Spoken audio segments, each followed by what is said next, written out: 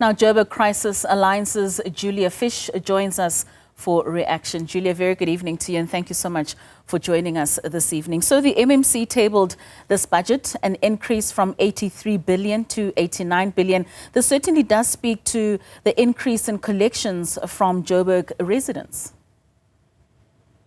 What it takes into account is a perceived increase in revenue from the residents of the city of Joburg.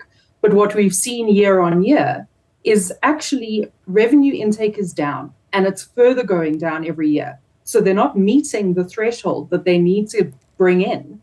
And instead, they're raising tariffs above a real level that residents can afford.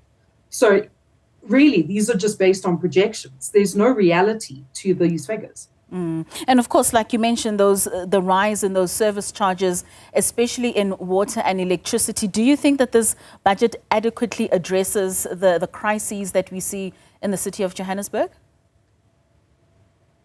It addresses, like one of the opposition councillors mentioned, throwing money at what is capex projects, so big infrastructure projects like reservoirs and so forth. But what we see every 6 months down the line when they adjust the budget because they haven't actually received the revenue they thought they were going to get is those budgets and those numbers go out the window and we don't actually get proper delivery. What we really need to see is the operational budget of these different entities.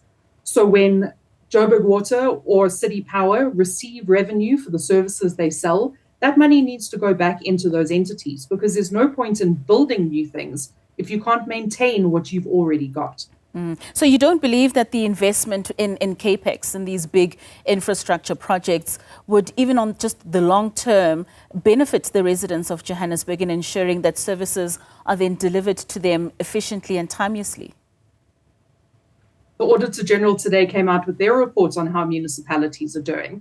And specifically on water projects, what we saw was often municipalities overspend on what was originally allocated. The infrastructure that goes in is of poor quality, or those projects don't actually happen at all. And that's unfortunately the reality in the city of Joburg. We've had a lot of money allocated to projects like reservoirs and Midrand that 10 years down the line are not seeing reality. At the moment, like I mentioned during the interview earlier, there are parts of the city of Joburg, Bertram's, Yeovil, who haven't had water for about a week. In Melville, they haven't had water on and off for 2 years. The residents of Coronationville haven't had it in 30 days. And basically what's happening there is money that was allocated to increase the capacity of reservoirs like Hurst Hill are not actually reaching the ground. They were budgeted for 10 years ago already to deal with the demand in the area, and that has never actually borne fruit. And that's the reality of what happens with these CAPEX projects. The second they don't actually get the revenue in, they just fall by the wayside. The D has termed this a political budget to ensure that they're putting money in areas where they know they will be getting votes for the current ruling coalition at the moment. Do you share the same sentiments? To a degree. There are massive projects like Southern Farms, which re-entrenches, in my opinion, the spatial planning of apartheid, where you're shifting people out of the city, taking them away from opportunity, and expanding the footprints of the city where you should be putting money into inner city rejuvenation or projects in what is known as Region F, which includes the areas I spoke about, Kensington, Bertram's, Yeovil. But instead, we're seeing money being pushed to massive infrastructure projects like Lenasia, the Lanseria airports and others, which aren't really going to help the actual mandate of the city, which is to provide services. But what we're also seeing is very little investment into current infrastructure, the pipes that are in the ground, the roads that exist. And that tends to happen in previously advantaged areas, such as Region B, which consists of most of Randburg. And though they are one of the biggest rates revenue incomes for the city, they get hardly anything in every year's IDP. So, Julia, then what would be the alternative on ensuring that the city is on a sustainable financial path? There are a few interventions that we support. First of all, obviously, we do quite a consolidated response to the IDP and budget every year. They have recognized our response, but really just touching the surface of what we said in our 17-page submission.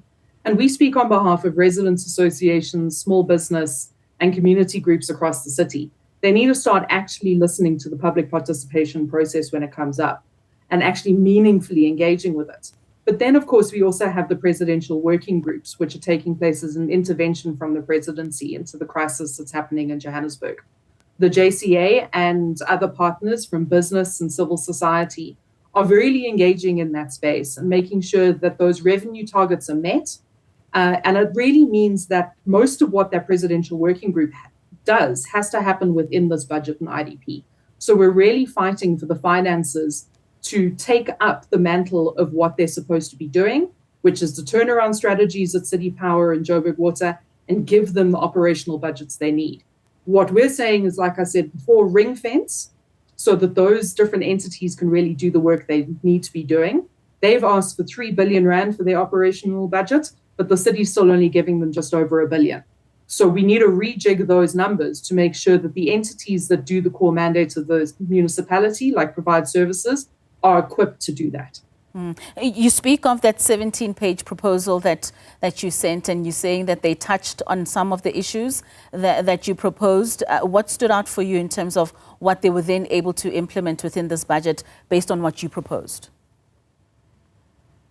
Year on year, we always mention sanitation charges in the city of Joburg, that it's based on the property size, not on consumption of water.